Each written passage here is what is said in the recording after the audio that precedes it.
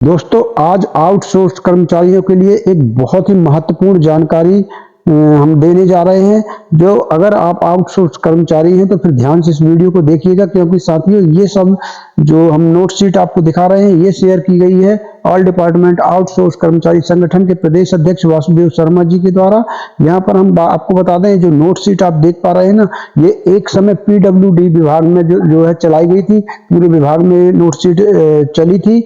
और इस note sheet में क्या था अहम पॉइंट, तो मैं आपको बता दूं। इस नोट शीट में स्पष्ट लिखा था कि संविदा कर्मी की तरह ही, संविदा कर्मी के समान ही वेतन जो है आउटसोर्स कर्मचारी को अब दिया जाए। इस नोट शीट में स्पष्ट लिखा था, लेकिन उसका पालन क्यों नहीं किया गया वो भी जानने की कोशिश करेंगे। इस वीडियो को पूरा देखिएगा। ये पूरी नोट शीट जो है बहुत इंपॉर्टेंट नोट शीट हाथ में लगी है, और इस नोट शीट में क्या कुछ लिखा गया था आउटसोर्स कर्मचारियों के लिए, वो पूरी जानकारी आज आपको हम बताने का काम करेंगे।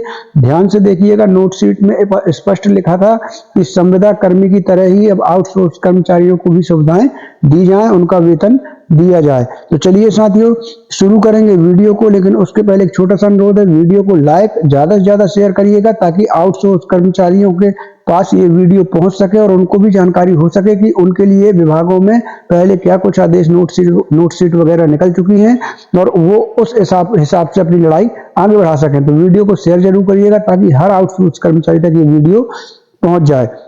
दोस्तों, अगर चैनल को सब्सक्राइब नहीं किया तो जल्दी से चैनल को सब्सक्राइब कर लीजिए, ताकि हमारे कोई भी वीडियो सीधे आपको मिल सके। सब्सक्राइब करके बेल आइकन घंटी को जरूर दबा लीजिएगा।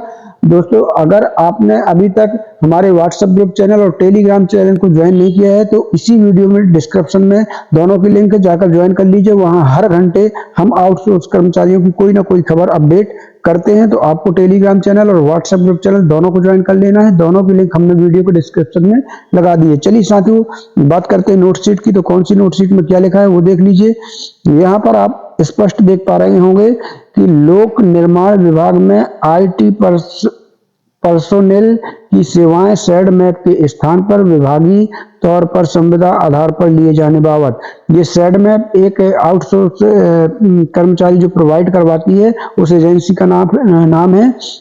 आगे क्या लिखा है, माननीय मंत्री जी लोक निर्माण विभाग द्वारा नोट शीट क्रमांक 477 मंत्री लोक निर्माण दिनांक 10/2/2022 के द्वारा लोक निर्माण विभाग में कार्यरत कंप्यूटर ऑपरेटर आईटी असिस्टेंट का अभ्यावेदन संलग्न करते हुए लोक निर्माण विभाग में कार्यरत technical assistant, data entry operator, computer operator, IT assistant इत्यादि को विभाग द्वारा संविदा के आधार पर सीधे वेतन भुगतान करने हेतु प्रस्ताव चाहा गया है। यहाँ देख लीजिए साथियों, स्पष्ट लिखा गया है कि संविदा के आधार पर सीधे वेतन भुगतान करने हेतु प्रस्ताव चाहा गया है। इसी प्रकार पूर्व में मध्य प्रदेश लोक निर्माण विभाग के पत्र क्रमांक 14/9/2020 एवं पत्र दिनांक 14/10/2021 के द्वारा आउटसोर्सिंग प्रथा समाप्त किए जाने के विषय में विभाग की टीप चाही गई थी। वस्तु स्थिति एवं प्रस्ताव निम्नानुसार है। पहला क्या है साथियों, मध्य प्रदेश शासन लोक निर्माण विभाग द्वारा पत्र दिनांक 10/4/2015 से विभाग में स्वीकृत सहायक ग्रेड 3 के पदों में से 110 रिक्त पद समर्पित करने एवं इन समर्पित 110 पदों के विरुद्ध संपूर्ण मध्य प्रदेश हेतु 218 कंप्यूटर ऑपरेटर संविदा आधार पर आउटसोर्सिंग के माध्यम से रखे जाने की अनुमति वित्त विभाग की सहमति के उपरांत प्रदान की गई थी। कालांतर में मध्य प्रदेश शासन लोक निर्माण विभाग के पत्र दिनांक 31/3/2021 से कंप्यूटर ऑपरेटर्स की सेवाएं सैड मैप के माध्यम से लिए जाने की अनुमति प्रदान की गई थी। दूसरा, इस कार्यालय के प्रस्ताव दिनांक 27/5/2021 के परिप्रेक्ष्य में शासन द्वारा नोट शीट अनुमति दिनांक 31/5/2021 के द्वारा उक्त 218 कंप्यूटर ऑपरेटर की संख्या को परिवर्तित कर 208 कंप्यूटर ऑपरेटर एवं 5 आईटी असिस्टेंट को सैड मैप के माध्यम से लिए जाने की अनुमति प्रदान की गई। कंप्यूटर ऑपरेटर्स की तत्कालिक आवश्यकता को देखते हुए 212 कंप्यूटर ऑपरेटर्स एवं 3 आईटी असिस्टेंट को सैड मैप के माध्यम से मुख्यालय एवं प्रदेश के जिला कार्यालयों में लगाया गया। इस कार्यालय की टीप दिनांक 18/2/2021 से शासन को प्रस्ताव भेजे जाने पर शासन द्वारा टीप क्रमांक 2637 दिनांक 18/2/2021 के द्वारा 4 IT पर्सनल जिसका भुगतान एनडीबी परियोजना की कंटिजेंसी से किया जाना है को 1 वर्ष हेतु लगाने की अनुमति प्रदान की गई, जिसके परिप्रेक्ष्य में 2 IT पर्सनल मंत्रालय में एवं 2 IT पर्सनल प्रमुख अभियंता कार्यालय में सैडमैप के माध्यम से लगाए गए हैं। इसके उपरांत विभाग के बढ़े हुए कार्यभार को देखते हुए इस कार्यालय से प्रस्ताव भेजे जाने पर शासन की नस्ती टीप क्रमांक 5.07 दिनांक 30/9/2021 के द्वारा 8 कंप्यूटर ऑपरेटर सैडमैप के माध्यम से लगाने की और अनुमति प्रदान की गई।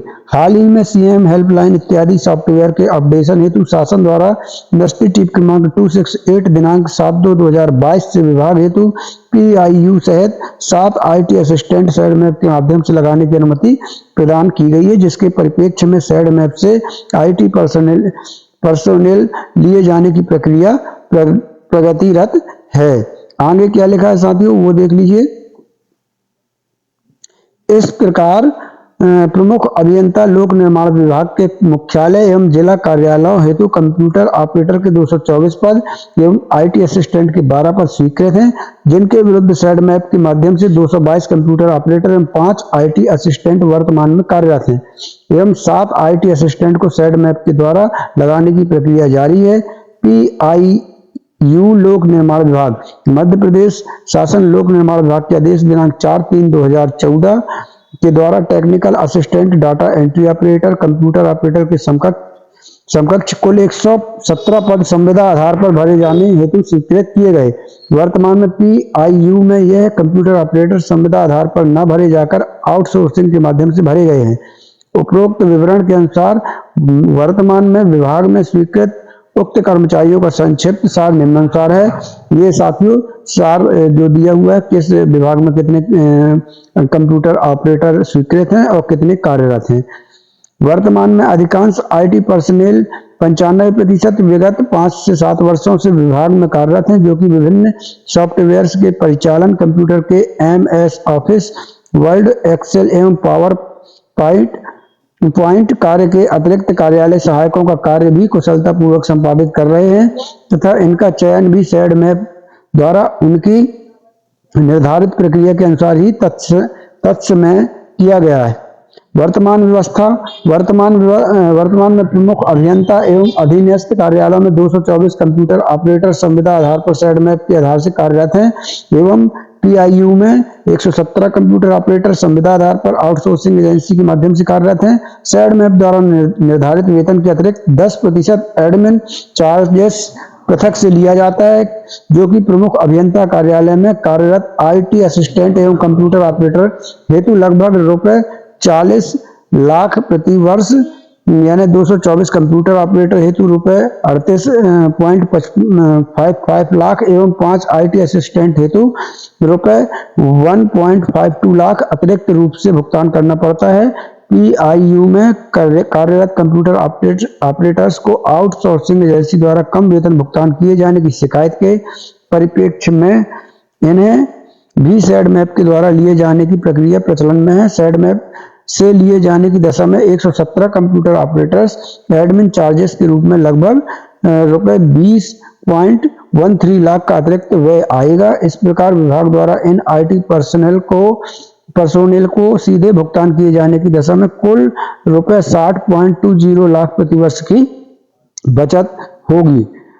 यहाँ देख लीजिए प्रस्ताव माननीय मंत्री जी लोक निर्माण विभाग के निर्देशों के परिप्रेक्ष्य में यदि उक्त समस्त संविदा आधार पर सैडमैप आउटसोर्सिंग के माध्यम से नियुक्त IT पर्सोनेल को विभाग द्वारा सीधे भुगतान किया जाता है, तब ऐसी दशा में कुल ₹60.20 लाख प्रतिवर्ष की दर से बचत होगी। उपरोक्त तथ्यों के परिप्रेक्ष्य में उपरोक्त वर्णित संविदा आधार पर नियुक्ति IT पर्सोनेल को सैडमैप आउटसोर्स एजेंसी के स्थान पर विभाग द्वारा उन्हें सीधे वेतन दिए जाने की अनुमति प्रदान करने के संबंध में शासन स्तर से निर्णय लेना चाहेंगे। और यहाँ पर ये देख लीजिए आप, नरेंद्र कुमार प्रमुख अभियंता लोक निर्माण विभाग भोपाल के द्वारा ये जो नोट शीट है ये जारी की गई थी साथियों। तो इस नोट शीट में जो कुछ था वो मैंने बताया। कल फिर मिलते हैं किसी नई जानकारी के साथ, नई वीडियो के साथ। तब तक के लिए धन्यवाद। जय भारत, जय हिंद।